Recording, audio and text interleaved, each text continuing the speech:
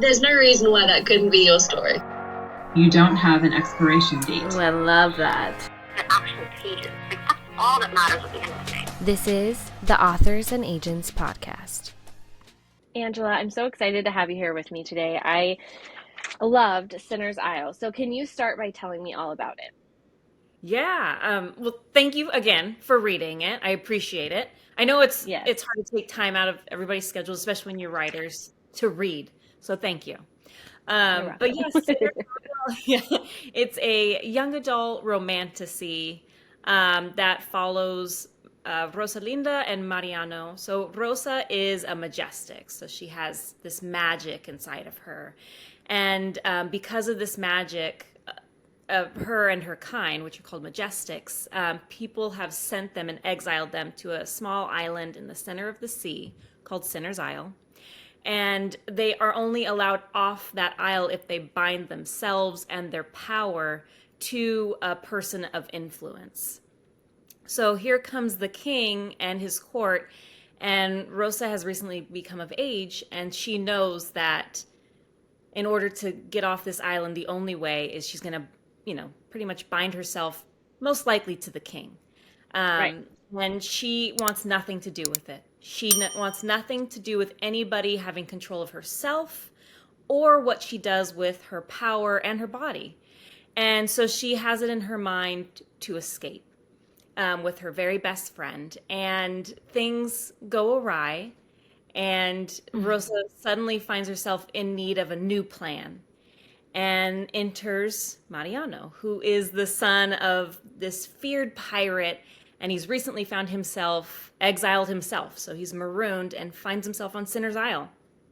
And the only thing he has with him are two things: his sidekick, Santiago, and this magical stone that was gifted to his mother. And it's supposed to lead him to his heart's desire. So when he lands on Sinner's Isle, he's thinking, oh my gosh, this is amazing. This is this island full of riches. Obviously, I'm a pirate. I'm here to steal these riches. But he soon finds out that his heart maybe wants something else. Maybe it's actually a little soft on the inside. And and Mariano and Rosa bump into each other, and she takes this opportunity and she snags his chain and basically forces him to help her try to escape the isle. And, that's kind of the basics in a nutshell. A lot of hijinks, a lot of swooniness, just the whole bit is in this book. So, yeah. So much swooniness and so many good twists and turns. There were a couple times where I was like, oh my gosh, I can usually guess pretty good, like what's going to happen because I've read so many books. I think as you read so much, you just kind of, you can tell what maybe the twists and turns are going to be, but there was a couple that I was like not expecting. I thought it was so great. Thank you. It's, when you like write the book and you read the book a million times. Oh yeah. I'm like, everybody's going to know. Everybody's going to totally get it. But yeah, there's twist where I would get texts or DMs and just like, oh my gosh, I didn't see it coming. And that's the best feeling because to me, I'm like, I know what's happening. Well, obviously. Yeah. I would hope you know what's happening as the author, right? Surprise! Yeah. Surprise! Yeah. Well, this is so exciting having, your debut come out into the world. So tell me a little bit about your journey to this point, to having your book come out. I want to say, it was in February of 2017. I found myself kind of like between jobs. I just quit my job and we had just bought this property. So I was just like in this weird space of like, well, what do I do now? Like, what is in store for me? And I was just kind of lost. And my partner actually brought it up, was like, well, your family are writers. They're creatives. You love books. Why don't you just try to write something? And I took it to heart. I grabbed his laptop. I didn't have my own. I finally bought one. Good. Yeah, like literally 2 months ago. But I just started typing away at this ridiculous story, and I just never stopped. And so that story, I started to query, and it's kind of funny because I probably started querying like in 2018, but I thought it was the best story in the world. But I didn't know anything about craft at all. Like I didn't know there was supposed to be an inciting incident. I didn't know there was supposed to be a thing like plot. I just wrote and thought, "Oh, this is great," you know? Yeah, people are gonna love Yeah. this. I was like, "Why wouldn't they? This is so clever." It wasn't that clever. I just thought it was, really great. And so I started querying, and I would get little nibbles, which was really exciting and kept me going and kept me revising. And I kept sending it to beta readers. And then I started like learning. I started watching every like YouTube video on craft and reading craft books. And that's when I learned, oh, wait a minute. There needs to be some structure here. Okay, Yes, it's there's fine. a structure to it. And when I learned that, I realized how terrible that first book was, and and it hadn't gone anywhere. And so I pulled it, and I just kind of sat there for a minute, thinking, okay, well, what's next? Like, do I try and write something new? And this idea kind of popped into my head, where I just saw this beautiful young woman getting prepared for something that she was not happy about. And so I just Yeah. kind of let my mind just explore that. And I started writing Sinner's Isle in probably like beginning of like late 2019, beginning of 2020. And I just kept revising and doing all that. And I got into Pitch Wars with it, Great. which, yeah, was so exciting. It was just this amazing mentorship program. And it really changed like my brain. It changed how I thought of story and how I edited story. And after Pitch Wars was done, I had all of these foals out because at the end of Pitch Wars, there's like this showcase. Showcase. Yeah, Yeah. and agents came in and they would ask, "Hey, can you give me this full? Give me your manuscript." So I had like a bunch of fulls out right off the bat, and then I got impatient and I sent my own queries for agents that I just loved in general. Yeah. And actually, it was through my own querying that I landed my agent. I had 3 agents offer, but I landed with Larissa Melapinkowski, who I had heard in a podcast like before Pitch Wars, and I thought, oh, she would be so great. She just sounds like she loves writers, and she is great. Turns out she really is. And That's great. so, yeah, so it worked out. And so we went on submission a little bit after I signed with her in 2021. And we originally started on sub. We bumped it up to adult and made it a little more steamier, a little darker. But we didn't get any bites. And so we bumped it back down to young adult. And then it just kind of came. I mean, I think I had like 5 editors that were interested, and Wow. it was like one of those moments where I'd been on sub for, I don't know, 5 months, and I was kind of like, uh-oh, like maybe I don't, Yeah. I didn't know what to expect, and I thought, oh, well, I better start writing something else because maybe this won't go anywhere. And then it just hit, and it came, and we went to auction with it, and sold to Joy Revolution Books, which is like a dream imprint. And so, yeah, and then it's just been a whirlwind from there.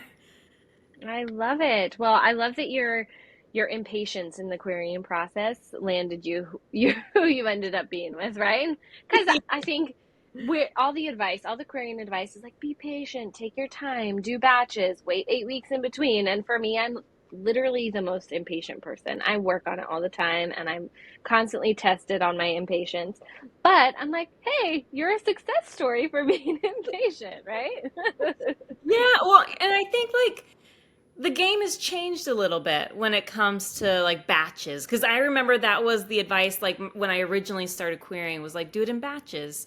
But I Right. think agents are so busy that it just takes so much longer for them to get Yeah. back to you. It's not like a personal thing, it's just just overloaded. And so I think like if you feel like your query is is the best it can be and like your pages are the best they can be, Right. send those bad boys out, get it out into the Yes. world, and see where it goes. And even if you do revise, like you can always go back and be like, hey, here's an updated version, you know. Yeah. No, I just think it's publishing it is so hard because it will test your patience every day. It's one of those Yes. It's things. a very long haul journey, right? Yeah, and like even when like you get the book deal, you're still waiting for so many other things that everything's out of your control pretty much. Yes. And so, if you can control things like sending out queries, freaking do it. Yeah, yeah, get them done. And if you have a list of you're like, this is who I want to query and I just want to query them, do it. If you're, like you said, confident in your pages and your query letter, because I think too, some people tell you like, wait for feedback from the agents. But again, not a lot of them actually give you feedback at this point because they're so busy, like you said, and they have very, the margin of time that they have to devote to queries is much smaller than to their clients. And so banking on feedback from agents, I don't think is the smartest thing. I think you've got to be confident in what you have and you go for it. That's so true, honestly. And I think that's dead on, literally. Yeah. Well, okay, we've already given like great query advice right here, but do you have any other tips for querying authors? Like, what would your top tip be besides what we've said? Yeah. I mean, for a practical thing, honestly, this was random that my mentor, Margie Fuston from Pitch Wars, suggested, which was get a different email for your querying. So that's just a practical thing. And it really helped. And you can even always change the notification sound so you know when Yeah. something good is coming. So you're not checking every 5 seconds, which I know you'll do anyway if you're querying, but might help a little. But for me, honestly, and this is like a emotional side of things, is just like what you hear or don't hear back, it has nothing to do with you as a human being. Your worth is not tied to your querying journey. Your book's worth is not tied to your querying journey. It's just a little bit of luck, find and then having something that somebody's looking for at that time. Yep. And I felt like so often it was, you'd see your friends getting getting agents or whatever it was, and you're like, oh darn it, it's me. It's me. It's my book. Yeah. It's terrible. Yeah. It's not. It's not you. It's just, and it's not personal. It's just how this game is played, and it's luck and, just finding that right person at that right time. Yeah, which is like the worst advice that you want to hear as a querying author, but it is such a good thing to remember because it's luck, it's timing, it's a combination of so many different things that are out of your control. That out of your controlness starts in that process and just continues on. It's so true. But then, and like I've even heard of people who find their agents through social media, because they're posting about their stuff. So if there's something that you can do like personally that you have control over, like posting really fun videos about your book, you never know. Like there's different avenues that can be explored. So it's like, yeah, we send out these emails and they're gone. They're lost in the ether. Like they're in the hands of the writing gods. But there are things that you can be proactive about. So yeah, I guess it's just, take it easy on yourself. And if you're in the mood for it, post a fun video, post about your work, and then work on something new if you can, if you're in the mental headspace for it. Yeah, I think for me, that's always been the thing that's really like calmed the query terrible feelings is working on something new and falling in love with that new project. Then I'm like, okay, well, if that one doesn't work out, I'm all right. I've got something new I'm working on. And that is not how it works for everybody and I've had to take a while to get to that point at different times, right? But yeah, I think that's a good one to remember. Yeah, no, it's true. Like when I was on submission for Sinner's Isle, I couldn't write anything. And I knew I should have, but my brain was just like, no, girl. And so I was just like, instead of taking the time to write, I would try and meditate or like walk and do affirmations. So I was like trying to take care of myself in different ways. But I do notice like if I'm busy in a project, like I could care less. You know what I mean? You're just, I love this project, like what you were saying. And it helps. It does help. And if you can't get to that point, I always read. Like reading always is what can fill me up if I can't write. Like that Yeah. always helps because then I'm like, oh, I'll just get lost in somebody else's world. That's definitely nice. Yeah. Yes. So speaking of Sinner's Isle, what is something that you hope people take away from this story? I hope it's so when I first wrote this, it was like in 2020. There's just so much happening. So I was just like in a darker headspace. The book was a lot darker. There's still dark themes in there, but through Joy Revolution, we sort of found the balance of the heavy and also the joy, and Yeah. like, and the exploration of like, even in the midst of all of these trials, you can still find your person or, friendships or laughter.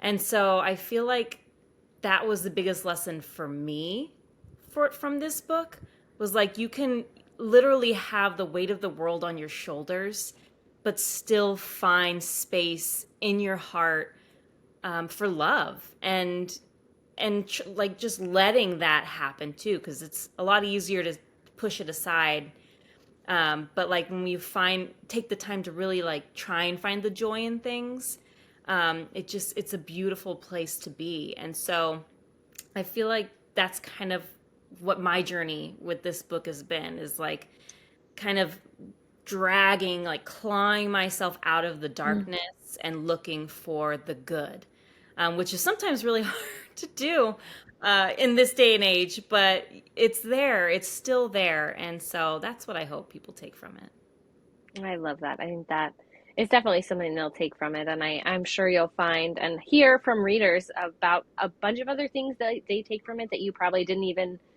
mean for them to or think that they would. But I'm excited to see what else people, glob on to and are excited about. Yeah, fingers crossed it's good, whatever it is. Yes. Well, speaking about you and you as a reader, who are some of your favorite authors and why?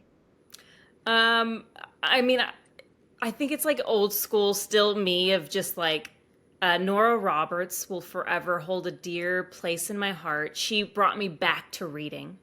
And Diana Gabaldon from the Outlander Mm. series. Obviously, Jane Austen. She is the goddess. Yes. So it's just kind of funny because it feels like those like kind of three women really changed how I saw story, and that it just like opened my heart to story in ways that I could never imagine. And then R.L. Stein too. So He's kind of the outlier. Kind of the outlier in that group. I gotta give him credit. He's there too. But like, yeah, those are my top. Like anything well, not from Jane Austen, rest in peace, but anything that comes from them, I will read and watch, whatever it is. Right. Yeah. Those are great ones. Yes. There's so many different, kinds of authors that we can take and that can inspire us in that way. So I know that you have some writers in your family as well. So before, you sat down and wrote that first book, did you write throughout your, younger life, or was that your first attempt at writing a full book? That was my first ever attempt, thought of writing a book. I've always like dabbled in poetry. My dad and grandfather were poets, and so I've always loved it, and I love story. Like I Yeah. danced, and so I feel like dancing, like a good dance, brings you through a journey and like a story itself. Um, but yeah, like that was the first time I've ever tried to write anything, and I was a grown. I mean, I still am a grown woman with kids and like I'm not young, and so. But that was it. That was the first time, and I'm so happy I did. Yeah. Well, I'm happy too because it was, Sinner's Isle, 5 stars. But so thinking about another person who's in that situation that you were, are they're grown up is what we'll say. They're grown up. They're an adult. They want to start writing. What is like your top tip for that person going into this knowing nothing, knowing nothing about craft, knowing nothing about the industry? Like, what would you say to them? I would say start with just like some simple books on craft. I mean, Stave the Cat, Story Genius, just going online and Yeah. looking and listening to what other authors are saying, I think is always a great start. Obviously, following your own intuition on what kind of stories you love is good, and then also kind of on a practical side, um, is like mom guilt or parent guilt. It's like this thing I want to just try is taking away time from my kids, from my partner, from my animals. It's like this weird thing of like, well, this is just a hobby, or when you're first starting, this is just something you're doing, but it's not. It's not just anything. It's you taking the time for yourself Right. to express yourself or to get out whatever's in your heart or mind. So it's not just time. I mean, it's something that's therapeutic too. So I think like I dealt with that so hard. And even still, it's like, oh, I know there's dishes in the sink. But now my kids are old, so they can do the dishes.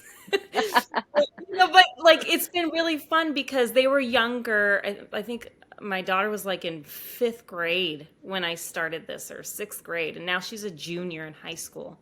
So they've seen me like battle through manuscripts and rejection and heartache and like the highest highs, the lowest lows, but they've seen it throughout all of these years, and now here we are getting ready to debut my book, and it's like, and it's Right. dedicated to my kids and my partner.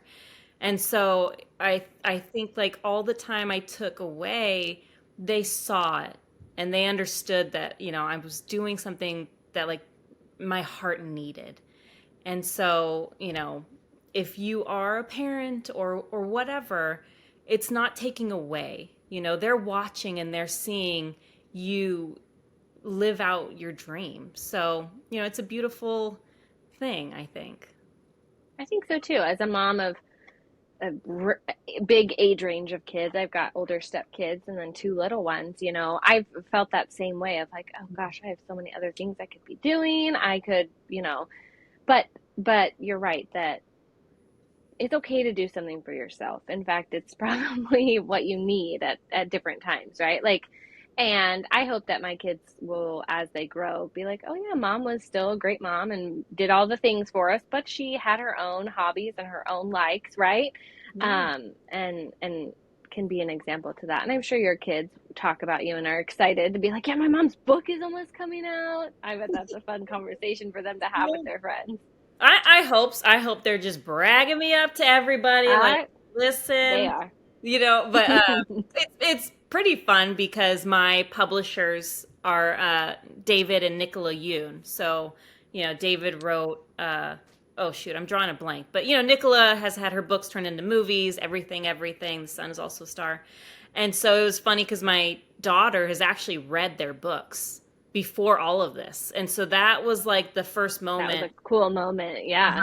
That was my first and only moment where she was like, "Wait a minute," and I was like, "Yeah, I know them, like personally. I mean, I didn't, but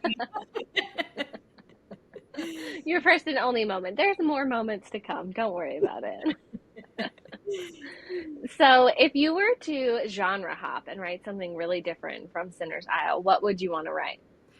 I think, and I haven't read a lot, but I think horror would be really fun. I mean, I love like all things like paranormal, Mm. like from a distance. I like looking, but not dabbling. No, we're not dealing with that. But like I will watch like Ghost Adventures and like the Dead Files. Like I will watch anything about paranormal anything. Like I'll fall asleep to it. I don't know what's wrong with it's R.L. Stein. R.L. Stein got Uh, me. there you Uh, go. but yeah, so I think horror might be kind of fun. That would be very fun. I like to read horror. I have lately had a really hard time with like paranormal type movies. My husband and I were just having this conversation because the trailer for like The Nun 2 came on, and I was like, no, please, like I can't do it. And he's like, but you love like slasher movies. Like you could watch Scream over and over again. And I was like, yeah, but that's like a real person behind a mask and they kill them at the end. Like it's paranormal stuff. It freaks me out a little too much lately. It's But I freaking can read it. scary. It's It's scary. super scary, but seeing it is just something else entirely. Yes, it's freaking scary. Yeah, it's funny because like movies like that, I probably can't do. But any day I could watch like the real, like the shows where they're like filming each other because you're not seeing an actual ghost like with a scary face, like you know. Yes, yeah. You're hearing little mutterings on their devices. Yeah, literally, it's like, oh, did you hear that? It said get out, and you're like, oh, that. You're like, did it really say get out? Every time they play it back, I'm like, I did not hear that. Because they say, oh, they said like, thank Yeah. you. I'm like, that is not what that ghost said. Come on now. No, no. Let's be real. Get the closed captions on. Oh my goodness, so funny. Well, speaking of writing advice and maybe what, you've given some great advice to, people today. What's some of the worst writing advice or publishing advice that you've received or heard? Ooh. And I think this is probably something you probably hear all the time, but is like a writer has to write every day. No, we don't. We can't. No. There's just no possible way. And I think even if you're not writing every day, you're still thinking of books or plot or whatever. So that counts. Thinking counts. I Thinking think, it definitely counts. Thinking yeah, is such a big part of the process. I sit there and I'm thinking about, what I'm going to write, and that sometimes you need days to think before you're going to get started or continue on something. yeah. I mean, that's kind of how I honestly like find characters and plot characters. I'll just in the shower, I'm just sitting there thinking of thinking about these imaginary things. But it definitely counts. But like to put this pressure on, I have to write every single day, or I'm not a writer. Mm. I don't think so. I don't think we should put pressure on ourselves in any way. Because this writing world is hard enough. So to put this pressure on yourself to do something if you're not feeling like it, I think it just adds to the stress. And we don't need any more stress in our lives than we already have. It's literally just stressful to be a human being right now. So Yeah. Being a human is hard enough. Like don't put any super more hard. pressure on yourself. No, You do don't make it even worse. no. Like if you want to sit and watch a show and you're feeling like, Do oh, it. this is taking time from my writing, no. Watch the show. Watch it. It's You gonna never, benefit you in the long run because you're gonna feel well, more full. yes, and you never know what that show could help you think about. That could in turn help your writing, or it could just make you feel better, and that's totally valid. Yes, anything to make you feel good, frickin' do it. Yes. Well, what about some of the things that make you feel good? When you're not writing, what do you like to do? Um, well, it's hilarious because I have a podcast with my friend Melanie, and we always we talk to authors like, oh, what do you do for fun? And I'm always like searching for a hobby because I feel like, oh, I need a hobby. I have no hobbies except for like reading, Mhm. writing, or talking to people about reading or writing. So like Those are great things. my entire personality is this right here, I and love it. but like I really honestly just love watching movies or shows. Like a perfect day for me, oh, and eating. So a perfect day for Oh, me is like yes. we're going out for a good brunch and then we head to the movie theater, we watch a movie and it's like a great movie. Then maybe ice cream after, and then home. I don't have to see anybody. Yes. That's a perfect day. Oh, Yes. maybe a bookstore visit, you know maybe some coffee. But those are the things I really enjoy is just like being with just my family and like watching stuff and eating. Yep. Those Yep. are my hobbies. I love it. Those are great hobbies, and don't let anybody tell you any differently. Thank you. Thank you. I My love new it. I hobby love is it. food. Yes, food. And it could be making food, it could be consuming food, thinking about food. It's Great. all there. Hey, it's Yeah. all important. Yeah. Well, Angela, I just have one question left for you. It's an easy one. I'd love to know what your favorite book is right now. This is not your favorite book of all time, just something you've read recently that you're like, everybody else needs to know about this too. Yes. So every book I read is like basically my favorite book. Like at that time when I'm reading and I'm Right. like, oh, this is my favorite book. I just finished The Divine Rivals by Rebecca Very good. Ross, which I loved. And so I grabbed her other series, The Queen's Rising or something. I don't know what it's called, but I've just read the first like chapter and it's so good. Her writing's so good. Okay. And then I'm reading A Tall Dark Trouble, which actually I have it right Ooh, here, which I by believe Vanessa. you had Vanessa on your show. Yeah, Yeah, it's so good too. So those are my favorite books right now. I love it. I need to read Rebecca Ross's backlist because I've seen really good things about it. And she's been posting some different things from her backlist and like quotes and, little aesthetics. And I'm like, that sounds like right up my alley also. Yeah, I'm pretty sure it's The Queen Rising. I don't know. I apologize, but it's so interesting and good just from like the chapter or two I've read. Her writing again. She's just It's so like good. goals, major goals. Yes. Yeah. Major goals. Yes. Well, thank you for sharing that. I love asking that question, even though I have 12 billion books to read, that you can always add more to your list. Always. Yes. It's a beautiful thing. Like you'll never not have something to read in life. Never, never. Well, Angela, thank you so much for chatting with me today. I'm so excited for Sinner's Isle to be out and to have people read it because it truly is wonderful, and I'm excited to see what you do next. Thank you. Thank you for having me. And this is really fun, so I appreciate it.